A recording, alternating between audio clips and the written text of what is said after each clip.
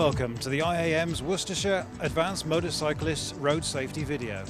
This video has been designed to highlight some of the hazards associated with motorcycle riding, and it doesn't matter if you recently passed your DSA test or if you're a long-term rider, maybe as a commuter, or perhaps you ride just for pleasure. There are always going to be hazards no matter what your experience. And so hopefully this video will give you a few extra pointers to safer riding. To show us some of the more common and useful advanced riding techniques, we've teamed up with Andrew, a senior observer of the Worcestershire Advanced Motorcyclists. Andrew, talk us through some of the advanced manoeuvres you're going to be showing us today. Well, we're going to be showing you how to get into the correct riding position, to pass junctions, manoeuvre around islands correctly, and then just your position left to right on the road carriageway. Okay, let's get kitted up.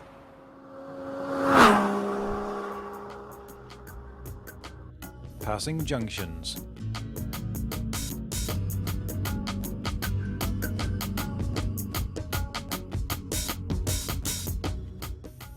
This bike is now totally hidden and completely out of view of this junction.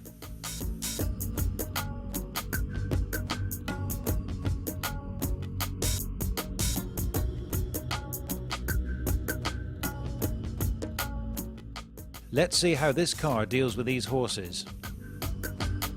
Again, the car becomes completely hidden from this junction.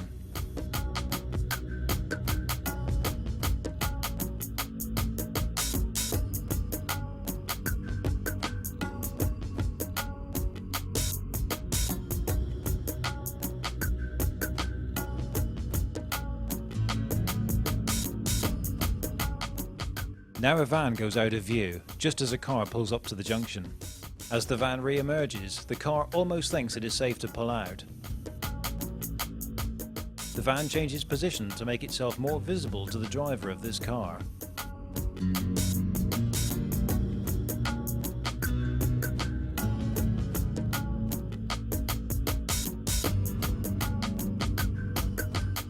This car is waiting at the junction.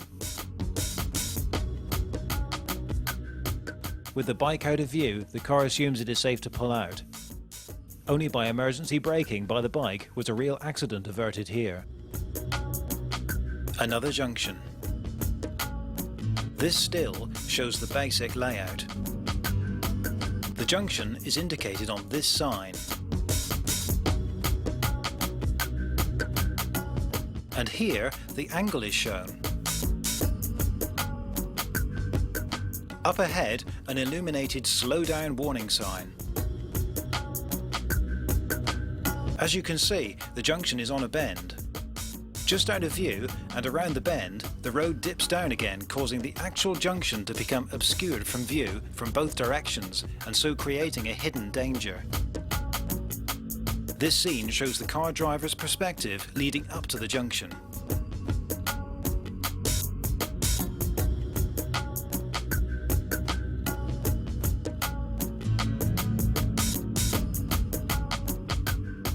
As you can see from here, the junction is still not clearly visible, even though we are almost right on top of it. The car is turning right, across into the junction, as a motorcycle appears. Paused here, you can see that the motorcycle rider has positioned the bike as far away from the car as possible to allow himself a safety margin. Let's look at that same manoeuvre again, but with a view from the roadside. The car approaches and waits to turn right. The bike goes over the junction with the rider in a good safe position.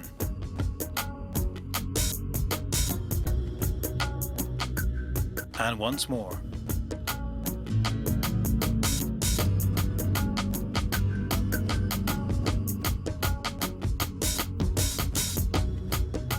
Let's speak to an expert. Andrew, could you tell us the significant dangers of this particular junction? This particular junction holds many hazards, multiple hidden entrances, let alone you've got adverse cambers of the road, just hidden hazards coming at you reasonably quickly. Finally then, a view from the motorcycle, approaching from the opposite direction. As you can see, the road ahead disappears from view, down into a dip off to the right. Even from here, the junction is not easily visible.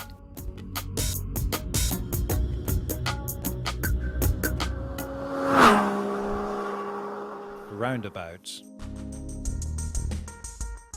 As the rider approaches, he'll be making good observations and mirror checking for traffic around.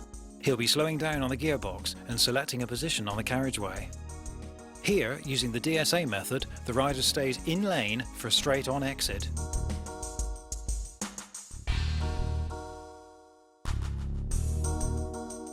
Here, 3 riders will use the DSA method for straight-on.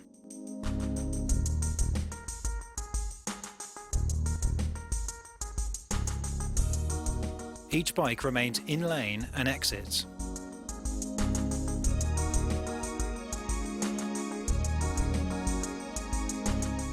Two riders will now demonstrate the advanced method for straight-on. The important difference here was that the cornering and the lean were significantly reduced throughout the manoeuvre. Andy, could you describe the scene for the next demonstration? No problem, Steve. As you can see, the next demonstration is a roundabout. This one is a particularly busy roundabout. The riders will come up from Black Bridge up to the roundabout, which is in junction with the A442, as we can see from the signs. We've got additional hazards today, as there's a lot of roadworks going on. We're going to be in a position where there might be mud, dust, tyre rubber on the road. Approaching the roundabout, make good observations, get into position and choose the correct gear. Signal your intention and consider a shoulder check as you exit.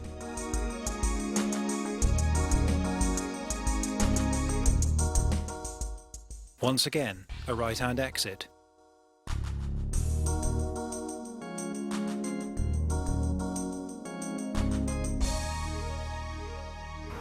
Andrew, thank you. Let's take a break from the road for a moment and take a look now at some pretty terrifying riding, as well as what can happen if we don't follow sensible road riding techniques. Warning: some viewers may find the following clips disturbing. These clips contain real footage of some alarming scenes. Skip this scene on your DVD now if you do not wish to see them.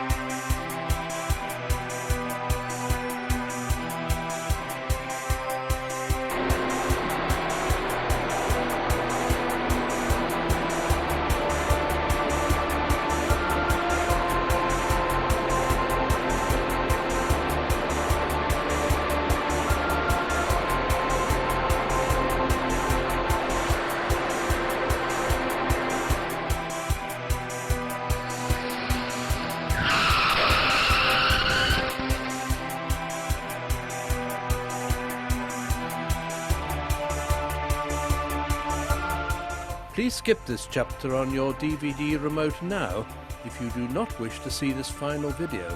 It can be distressing to some viewers.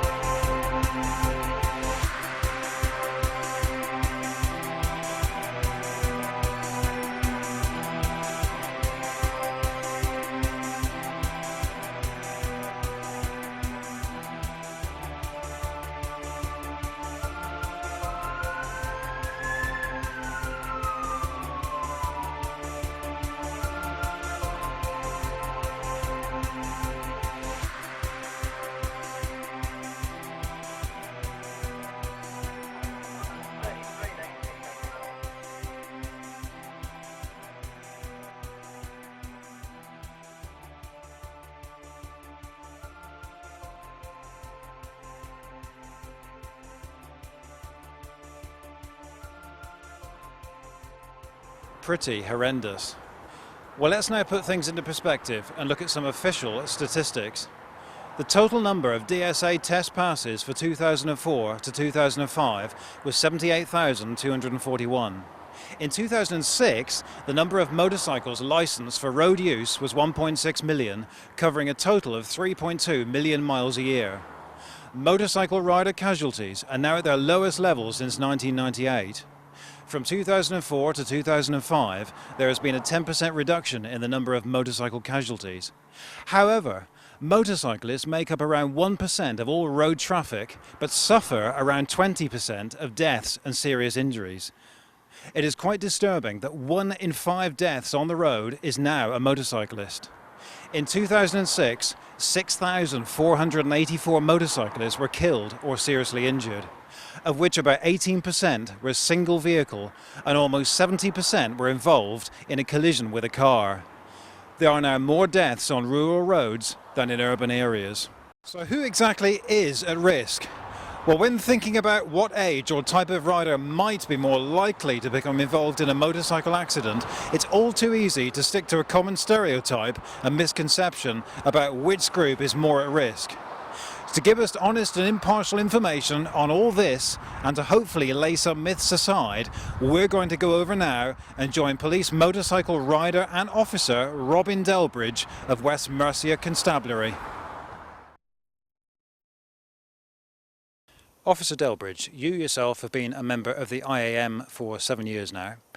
What do you think are the main benefits for people joining the IAM and taking an advanced riding course? It gives people a valuable opportunity to improve their riding skills and to learn advanced riding skills. And in the case of the IAM, the benefit is that you're not having to pay for commercial training. What age group is most likely to become involved in a motorcycle collision in the West Mercia area? Within our force area, there's 2 distinct age ranges. With the smaller capacity machines, it's predominantly riders between the ages of 16 and 25 years. Whereas the larger capacity machines, 500cc and above, it's an older age range between 31 and 45 years old. Above all else, what exactly is the most common cause of motorcycle collisions? Within West Mercia, the statistics show that there's 4 main causes for motorcycle collisions. The first one is loss of control on corners, where the rider's either unseated from the bike or ends up having a head-on collision with an oncoming vehicle. Second cause is inappropriate speed for the circumstances. The third cause is where groups of riders are riding together and one of that group rides outside their ability to try and keep up with the rest of the group.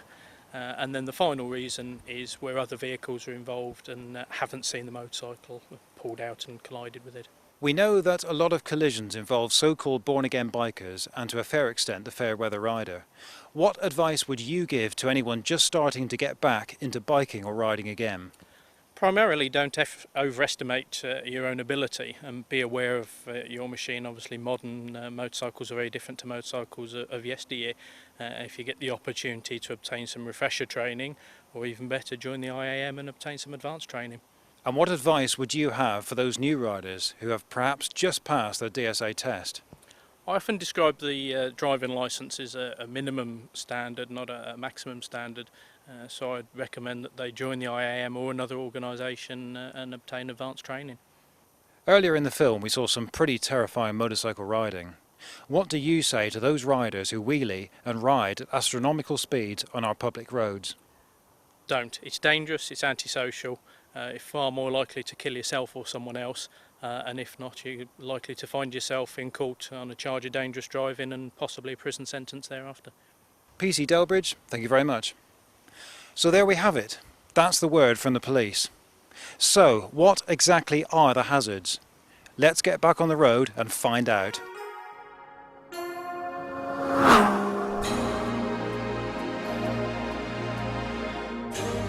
Cornering. Firstly, let's look at the right-hand bend. As each rider takes this right-hander, you should notice their position as they immediately come into view.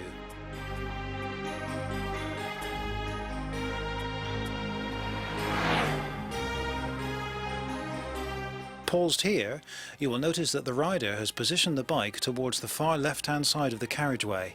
This position gives the rider a far greater view around the bend, allowing more time to deal with hazards.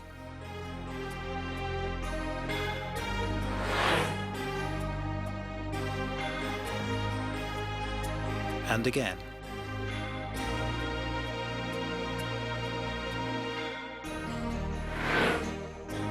And once more in quick succession.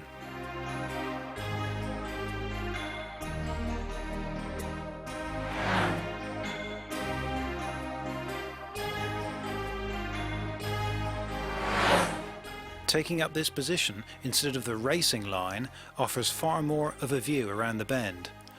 And the more view you have, the more time you have to deal with hazards. Let's take a look now at the view from the motorcycle. A different bend, but still a right-hander. Notice again that the rider has positioned the bike to the left-hand side of the carriageway, affording much greater view around the bend.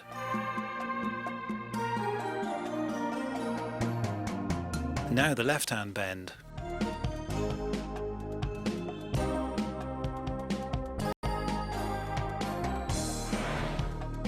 Now the rider positions the bike to the far right-hand side of the carriageway. A few more. Notice how each bike is positioned to the left-hand side. The aim is exactly the same as for right-hand bends to obtain a greater view around.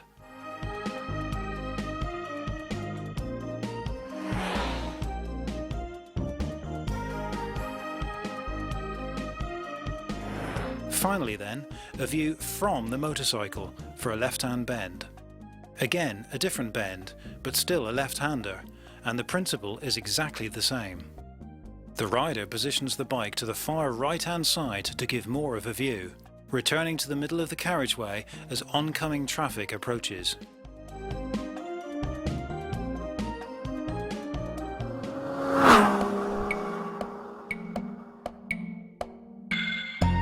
Overtaking.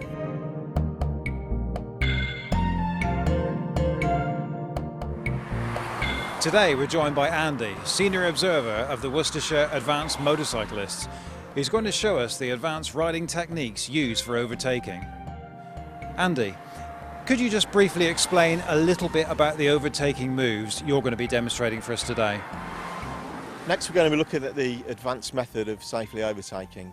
As you know, Steve, overtaking is something that needs to be practiced over and over.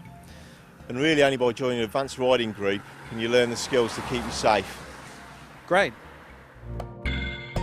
We know that overtaking can be a tricky manoeuvre.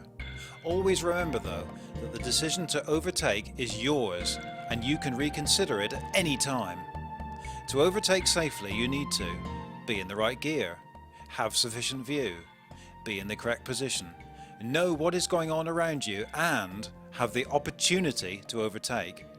You will also notice an additional hazard today, which the riders will be aware of, that being wet and potentially slippery road surfaces, something to pay close attention to when out and about. For this first demonstration, the view will be from the back window of the car. This view will show how the manoeuvre progresses immediately before the overtake occurs. The motorcycle here is in the following position. Being further back allows the rider a far greater view of the road and traffic conditions ahead. Moving up now closer to the overtaking position. This position reduces the distance the motorcycle will have to travel to do the overtake. Let's take a look then. In the following position. The overtaking position. Shoulder check. And accelerate past. A few more.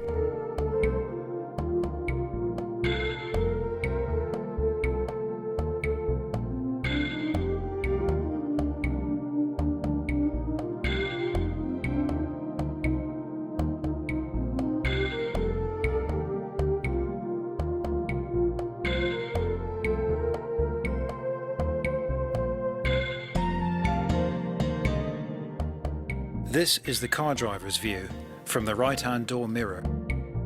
Again, the following position. Up to the overtaking position.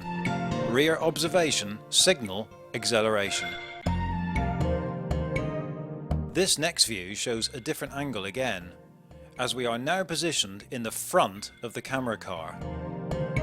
You can see the clear view of the road ahead as these three riders overtake these cars. And again, the following position, looking for the view and opportunity. Now the overtaking position, closing the distance to be covered. Rear observations, signalling. And there's an overtake. And once more. The exact same principles as before.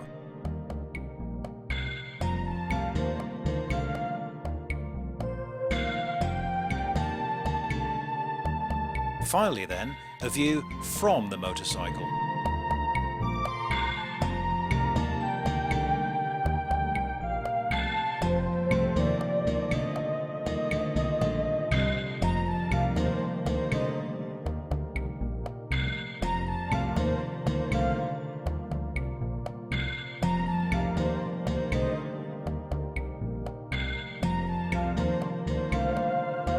Andy, thank you.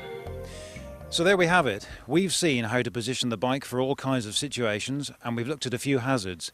But of course, in reality, to actually get good and indeed safer takes a lot more than watching a DVD. Let's now find out exactly who the Worcestershire Advanced Motorcyclists are and how they can help you become safer on the roads. To take us through the various points and to explain why joining an advanced motorcycle riding group is so important in helping to keep you safe on the roads, we've joined John Height, Group Secretary of the Worcestershire Advanced Motorcyclists. John, firstly, what is advanced riding? Steve, advanced riding revolves around skill with responsibility and not speed.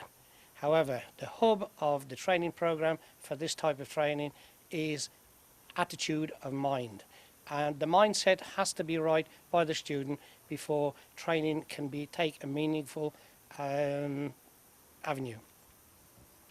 What type of training does the Worcestershire Advanced Motorcyclists provide?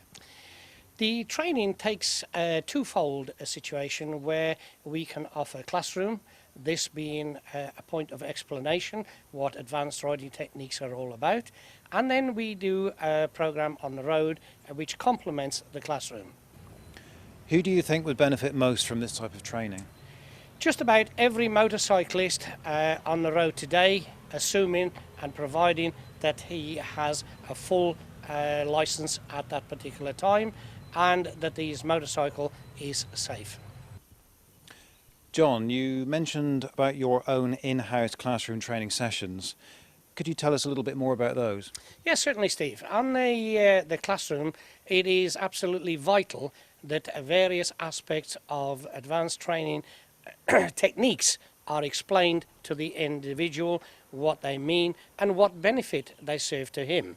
That is better done at classroom level than it is on the road.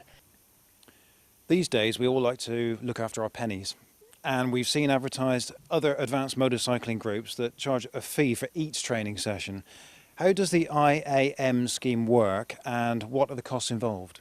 At present time, each group is free to make a surcharge or not. We ourselves in this group, we do not make a surcharge of any kind.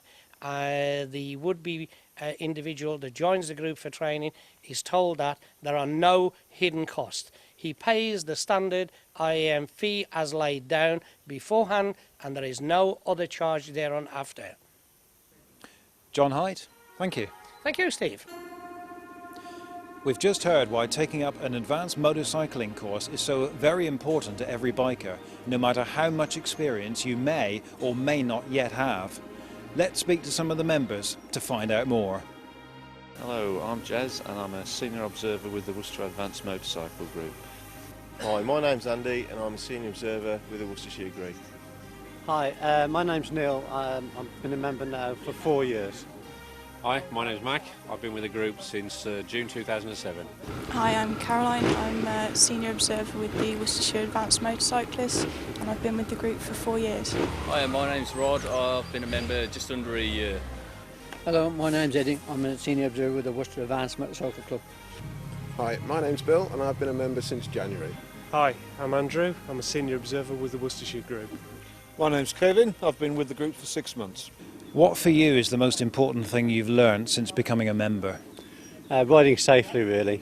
I've had to take my test, and they've helped me through that because I wanted to do voluntary work with taking blood samples and things out. And you're the group's newest member. How are you enjoying the training so far?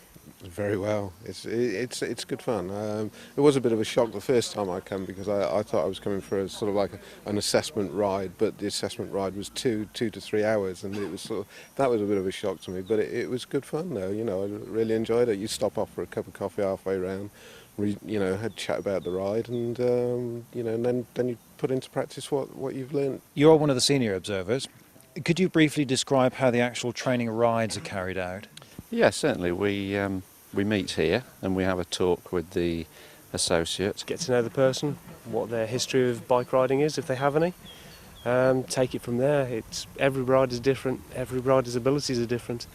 The training offered is it's a Skills for Life through IAM, and we meet every Sunday at this venue.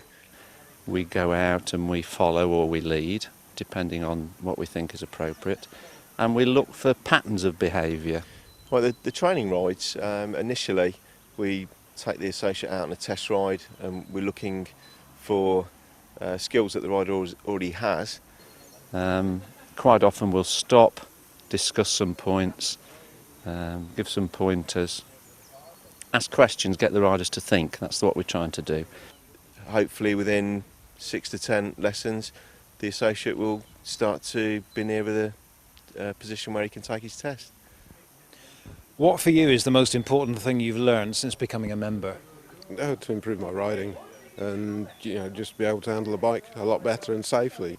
I think it's to be defensive on your riding and just watch out for yourselves because nobody else is going to sort of look out for you. Well, previously I was riding, I wasn't getting a lot of enjoyment out of riding the bike. I didn't do a lot of mileage. I was a sunny weather rider, would never have dreamed of taking the bike out when it was cold or wet. The training that I've now done has really it's opened my eyes to what you can get from riding a motorcycle. I thought I was a good rider. I thought I knew how to ride. I thought I was safe. I thought I was competent. Only coming here has really made me understand just how much I've got to learn. Briefly describe what you like and enjoy about the way the Worcestershire Advanced Motorcyclists offer its training. I think it's the one-to-one aspect of it. I believe some groups, there are several learners with or associates with one observer, very much focused on a one-to-one training. It's just nice and relaxed. It really is. You just come along, enjoy yourself and learn some new skills. It was always done in a light-hearted and enjoyable way. It's quite a good atmosphere, so you're enjoying yourself, so you tend to learn more because you're enjoying yourself rather than feeling under pressure. And that's partly why I started doing the observer training as well.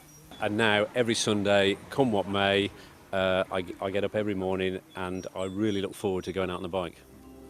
Well, as we've seen, with members of all ages and backgrounds, taking an advanced motorcyclist course can be very beneficial to every rider.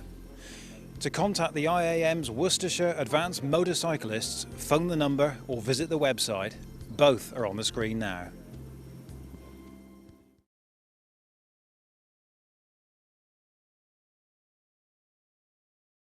So there we have it.